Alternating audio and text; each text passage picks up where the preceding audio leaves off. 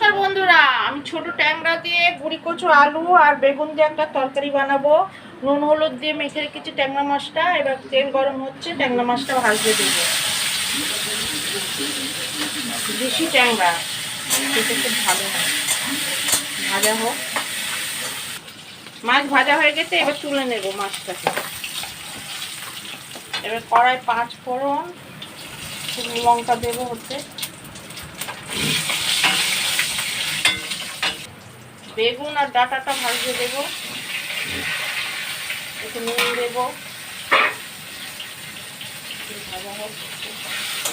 এবার গুঁড়ি কচু আলুটা দেবো, দিয়ে আবার ভাজবো। 1 চামচ হলুদ, 1 চামচ ধনে, 1 চামচ দিয়ে আর নুন দিয়ে একটু জল দিয়ে সিদ্ধ হতে দেবো। জল দিয়ে কষবো, আগে কষে নিই। এবার জল দেব, দিয়ে চাপা দেবো সিদ্ধ হওয়ার জন্য। চাপা দেবো, ধনে পাতাগুলো ছড়িয়ে দিলাম আর মাছগুলো দিয়ে আবার একটু ফোটাবো। ফুটে কাটতে নামাবো, সবজিগুলো বসে। রেডি হয়ে গেল আমার ট্যাংরা মাছ দিয়ে গুঁড়ি কচু আলুর ঝোল। এবার নামাবো।